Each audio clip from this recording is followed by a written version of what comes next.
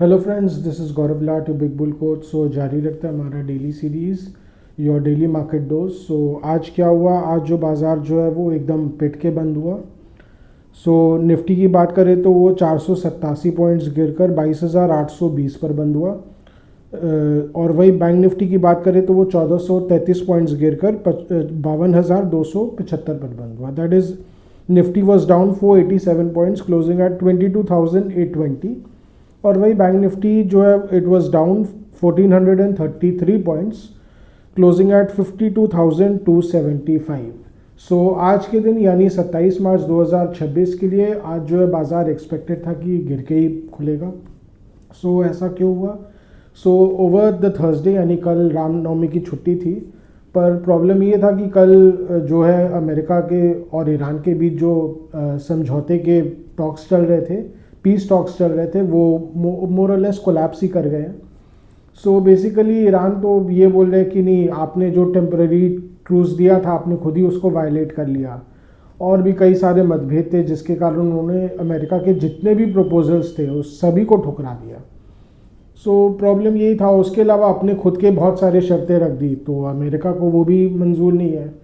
तो वही प्रॉब्लम है जिसके कारण अब एक डेडलॉक वाली स्थिति बन गई है।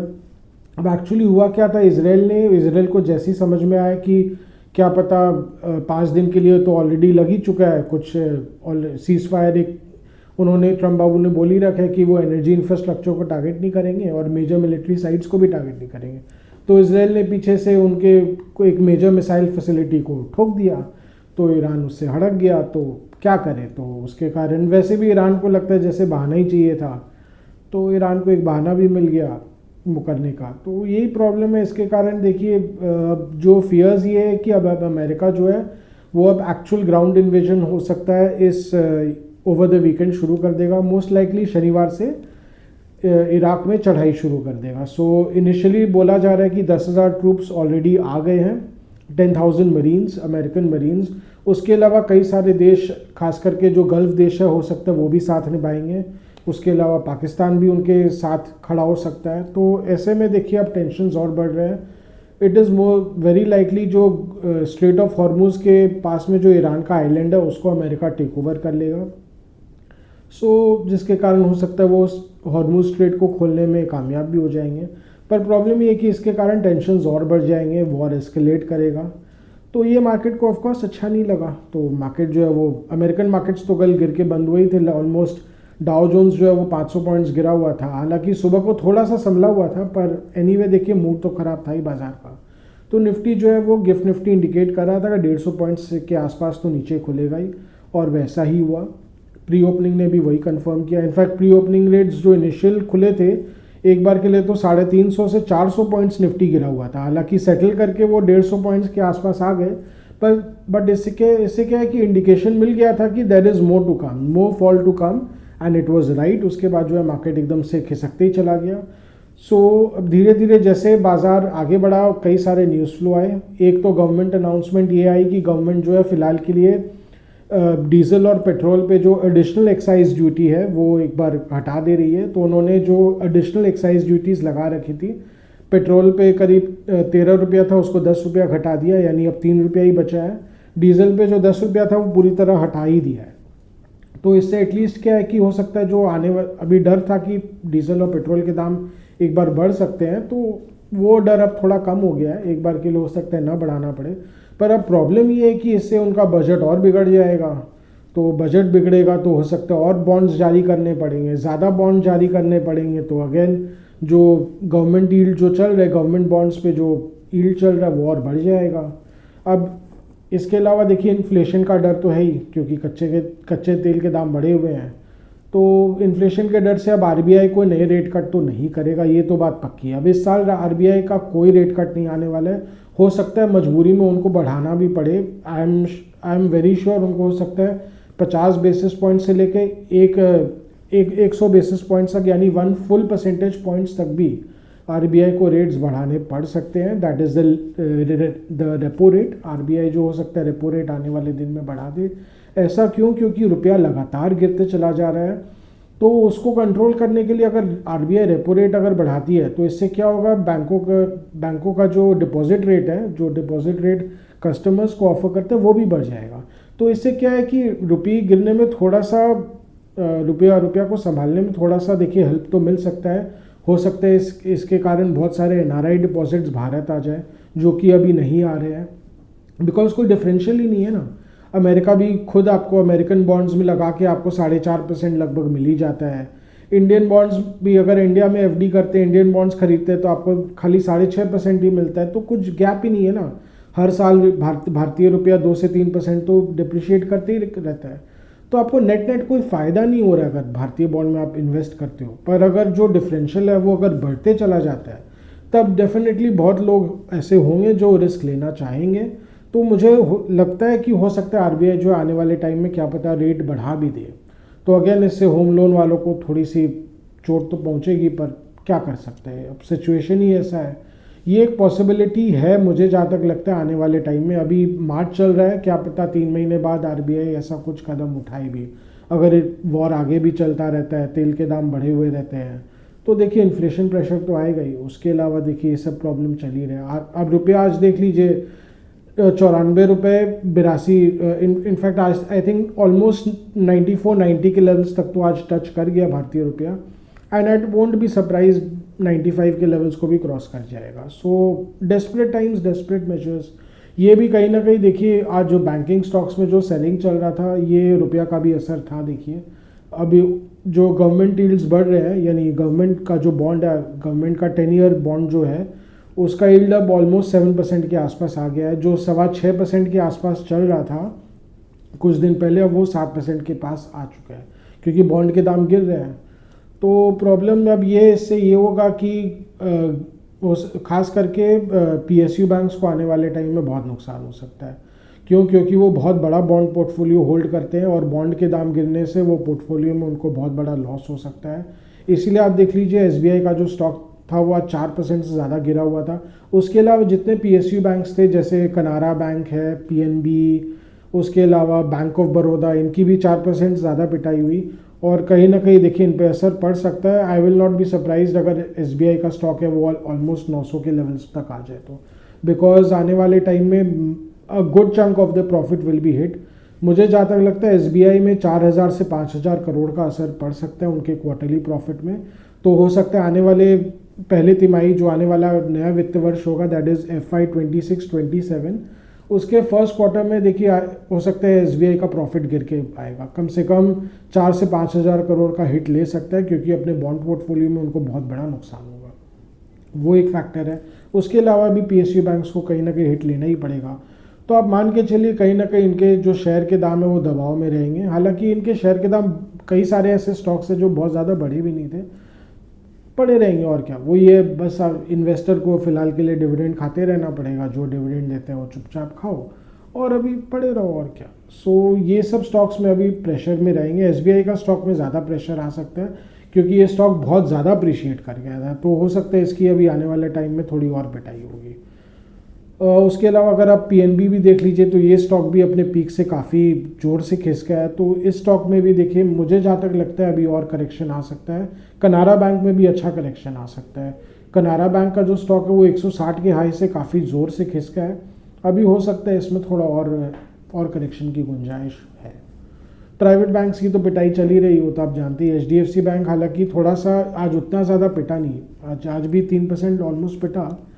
आईसीआईसीआई बैंक का स्टॉक भी पिटा। तो देखिए इनमें अभी प्रेशर रहेगा no doubt, because overall market का सेंटिमेंट ही ख़राब हो रखा है। बट उसके अलावा कुछ ना कुछ नेगेटिव फैक्टर्स देखिए। आज रिलायंस की अच्छी खासी पिटाई हुई, तो मैं रिलायंस बता दूं रिलायंस की आज क्यों पिटाई हुई। क्योंकि गवर्नमेंट ऑफ इंडिया ने डीजल एक्सपोर्ट्स पे 23 रुपये का एक्सपोर्ट टैक्स लगा दिया है। बहुत, मेरे हिसाब से तो ये बहुत ही ज़्यादा कड़ा कदम है। गवर्नमेंट हो सकता है स्टेप बाय स्टेप कदम उठाती, थोड़ा थोड़ा करके एक्सपोर्ट ड्यूटी लगा देती, पर एक बार में इतना कड़ा कदम उठाना अच्छा नहीं है। ये कहीं ना कहीं थोड़ा सा डीमोरलाइजिंग होता है, एक बार में इतने हार्श मेजर्स इशू करना।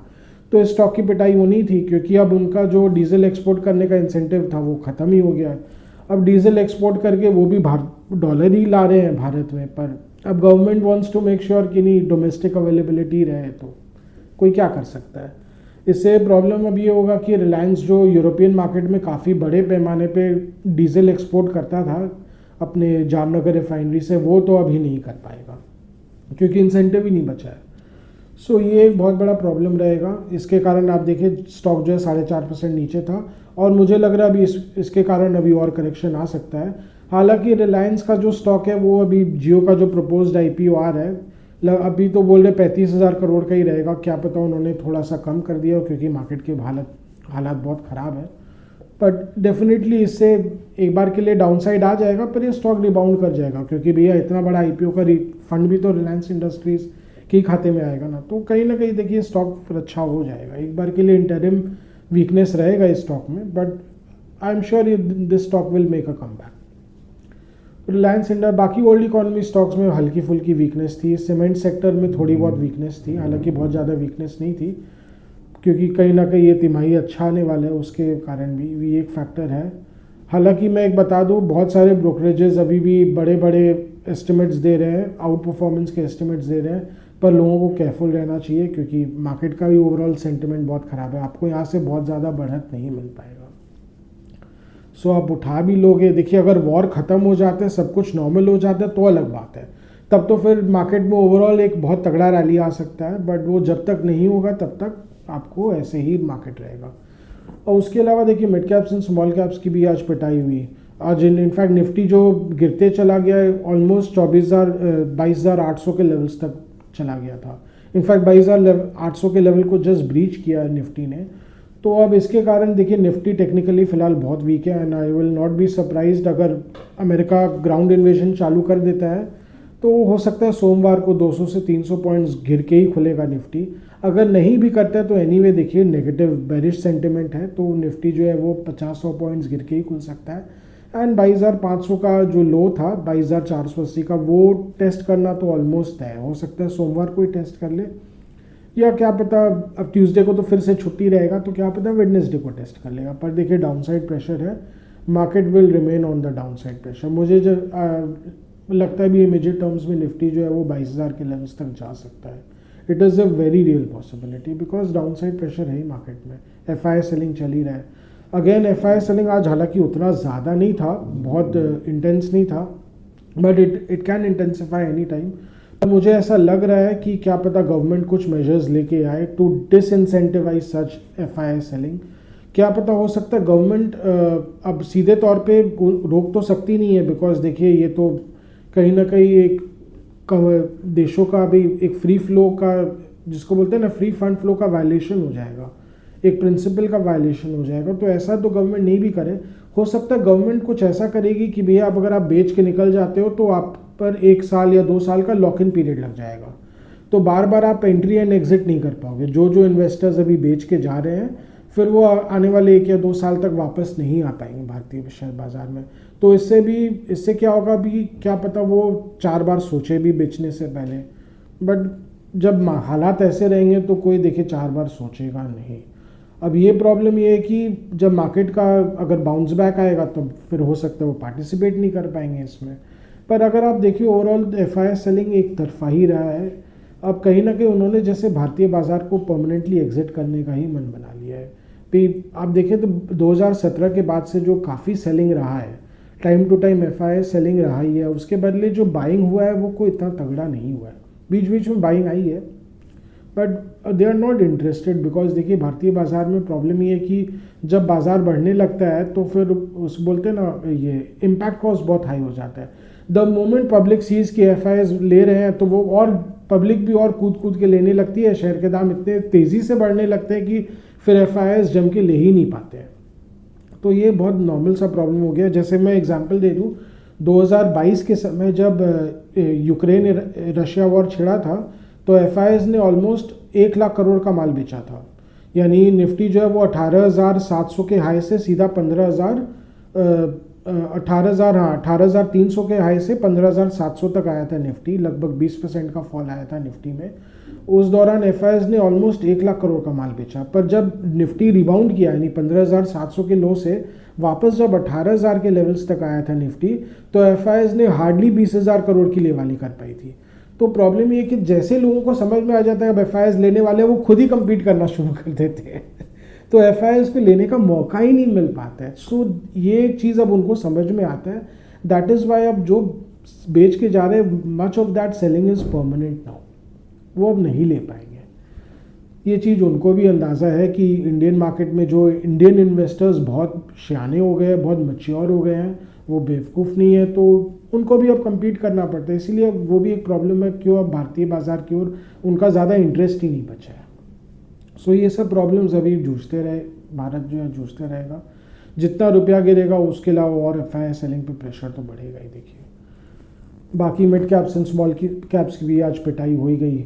अब इस बीच प्रॉब्लम क्या होता है कि अब कुछ स्टॉक्स अट्रैक्टिव हो भी जाते हैं तो इतना ख़राब मार्केट पोजीशन के कारण वो और टूट सकते हैं। तो ऐसे में देखिए कुछ स्टॉक्स अगर समझ में भी आते हैं तो फिर इसमें कोई इंसेंटिव नहीं रहता आपको कुछ बताने का। जब मार्केट कहीं स्टेबलाइज करता हुआ दिखेगा तो डेफिनेटली देखिए बहुत सारे ऐसे अपॉर्चुनिटीज़ आएंगे स्मॉल कैप्स में, माइक्रो कैप स्पेस में, जो आज के दिन बहुत अच्छा अपॉर्चुनिटीज़ दे रहे हैं, जो बहुत वैल्यू सेंट्रिक होते चले जा रहे हैं। मैं डेफिनेटली आपको ऐसे बहुत सारे स्टॉक्स बताऊंगा। सो मोटा मोटी यही था आज का डेली व्लॉग। आज का डेली व्लॉग यहीं तक रखते हैं। आशा करें कि आपको हमारी डेली व्लॉग्स अच्छी लग रही हो। Do like, share and subscribe to our channel. Do hit the bell icon for regular update on our videos. अगर आपको कुछ स्टॉक स्पेसिफिक जानना हो, सेक्टर स्पेसिफिक जानना हो या मार्केट के बारे में कुछ जानना हो तो please write in a comment section. Will get back to and help you in any way possible as much as possible. Again आपको कुछ वन इंटरेक्शन चाहिए हो या सजेशंस देना हो, कमेंट्स कुछ देना हो तो please freely write in a comment section. Your comment, suggestions, interactions are very valuable for us. So आज के लिए थैंक यू।